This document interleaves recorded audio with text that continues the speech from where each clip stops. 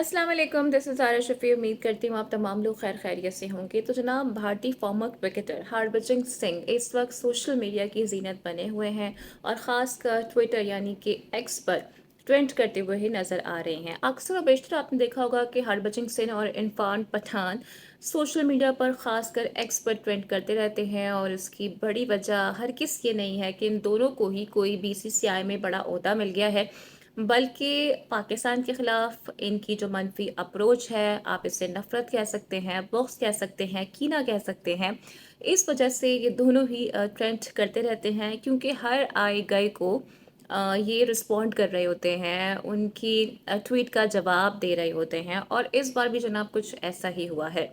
हरभजन सिंह जो कि भारत के एक मायानाज क्रिकेटर रहे हैं, जिन्होंने 100 से ज़्यादा टेस्ट मैचेस खेले हैं और गालिबन 400 टेस्ट विकेट्स उनकी हैं। लेकिन वो अपना कैलिबर नहीं देखते हैं, बल्कि हर किसी को वो रिस्पॉन्ड करना ज़रूरी समझते हैं, या फिर शायद अपना फ़र्ज़ समझते हैं, या फिर उनके दिल में जो नफ़रत है पाकिस्तान के लिए, इसका इज़हार करने का वो एक आसान तरीका इसे समझते हैं। हुआ कुछ यूँ था कि एक पाकिस्तानी जर्नलिस्ट हैं जिनकी जानिब से एक पोस्ट की गई, उसमें हरभजन सिंह को टैग किया गया और उस पोस्ट का उन्वान कुछ ये था कि जब भारतीय टीम पाकिस्तान आई थी, तो शाहिद आफरीदी ने एक टेस्ट मैच में हरभजन सिंह को एक ही ओवर के अंदर 4 छक्के लगा दिए थे। तो उस जर्नलिस्ट ने हरभजन सिंह को टैग किया और कहा, अच्छा ये वजह है जिस वजह से हरभजन सिंह ये कह रहे हैं कि भारतीय टीम को पाकिस्तान ट्रेवल नहीं करना चाहिए for the Champions Trophy 2025 which is going to be held in Pakistan obviously. लेकिन इस पर अपने रद्द-ए-अमल का हरभजन सिंह की जानिब से इज़हार किया गया और उन्होंने कुछ ऐसा किया जो कि उनकी तरफ से बिल्कुल भी एक्सपेक्ट नहीं किया जा रहा था। जी हाँ, उन्होंने 2009 में जो श्रीलंकन टीम पर हमला हुआ था, उसे पोस्ट कर दिया और वो यहीं पर नहीं रुके, बल्कि बाबर आज़म की अंग्रेज़ी का भी एक बार फिर से उन्होंने मज़ाक भी बनाया है। वो क्या स्टोरी है, वो भी आगे चल के आपके साथ शेयर करेंगे, लेकिन फ़िलहाल जो हरभजन सिंह ने पोस्ट की है, उसके हवाले से भी आपको बताते चलें कि हरभजन सिंह की जानिब से पाकिस्तान के ख़िलाफ़ इस तरह का जो मनफ़ी प्रोपेगेंडा है, वो अक्सर और बेशतर सोशल मीडिया पर करते हुए नज़र आते हैं और इस बार भी उन्होंने कुछ ऐसे ही किया है, बल्कि हेरल्ड की एक स्टोरी भी उन्होंने पोस्ट कर दी है, जिसमें देखा जा सकता है कि श्रीलंकन प्लेयर्स उस हमले में इंजर्ड हुए हैं। लेकिन वो बात थी 2009 की और आज हो गया है 2024।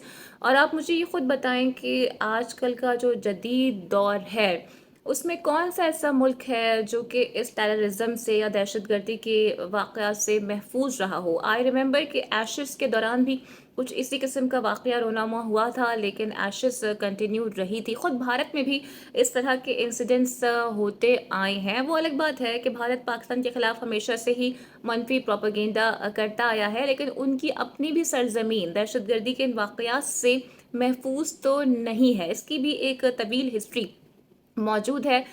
लेकिन वो एक अलग टॉपिक है और इसको मैं यहाँ पे डिस्कस नहीं करना चाहती हूँ, क्योंकि हम बात कर रहे हैं क्रिकेट की, जो कि पाकिस्तान और भारत में आप देख सकते हैं कि एक अरसे से तातुल का शिकार है, क्योंकि दोनों मुल्क एक दूसरे के साथ नहीं खेलते हैं और भारत की जानिब से हमेशा ही यही सिक्योरिटी कंसर्न्स की बात की जाती है। लेकिन मेरा सवाल ये है कि आप इतने बड़े प्लेयर हैं, आपने उन टीमों के अंदर खेला है जो कि 2 बार वर्ल्ड चैंपियन रही हैं, लेकिन जो आपकी सोच है, वो उतनी ही छोटी रह गई है। तो मेरी गुज़ारिश भी है हरभजन सिंह से और उनके फैन्स से भी कि वो कम से कम मौके की नज़ाकत को समझें। इस तरह की बातें मनफ़ी प्रोपेगेंडा करके आपका कद ऊँचा नहीं होता, अलबत्ता छोटा और नीचा ज़रूर हो जाता है। जहाँ तक बात श्रीलंकन टीम की है, तो 2009 के इंसिडेंट के बाद मुतअद्दिद बार वो पाकिस्तान का विज़िट कर चुके हैं।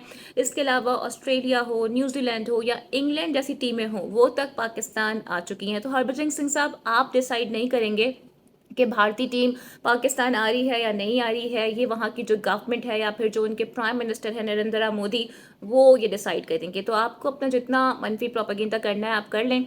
और कुछ लोग तो ये भी कह रहे हैं कि जाहिर है आप करने को कुछ और तो नहीं है, तो लाइमलाइट में रहने के लिए इस तरह की बातें आप करते रहते हैं और बहुत ही घटियापन का आपने यहाँ पर ये मुजाहरा भी किया है कि आपको याद होगा कि 2023 का जो वर्ल्ड कप चल रहा था, जब बाबर आज़म से मुतालिक एक ख़बर नशर हुई थी और इसके विजुअल भी मौजूद हैं कि वहाँ पर एक सहाफ़ी आया था और लोग कह रहे थे कि इरफ़ान पठान चूँकि बाबर का इंटरव्यू करना चाहते हैं, लेकिन बाबर ने उस टाइम रिफ्यूज़ कर दिया था। तो किसी बाबर के फ़ैन ने ये बात वहाँ पर ट्विटर पर पोस्ट की कि इरफ़ान पठान तो जी भीख माँग रहे थे बाबर का इंटरव्यू करने के लिए, पर बाबर ने इसे रिफ्यूज़ कर दिया। असल में यहाँ पर रिस्पॉन्ड करना चाहिए था इरफ़ान पठान को, लेकिन शायद उनमें आपसे ज़्यादा डिग्निटी है, उन्होंने इस बात पे रिस्पॉन्ड नहीं किया। लेकिन हरभजन सिंह यहाँ भी कूद कर आ गए और यहाँ पर उन्होंने बाबर की अंग्रेज़ी का मजाक कुछ इस तरह से उड़ाया कि कहा कि अगर वो अंग्रेज़ी में सवाल कर लेते तो फिर बाबर क्या जवाब देते। वैसे बाय द वे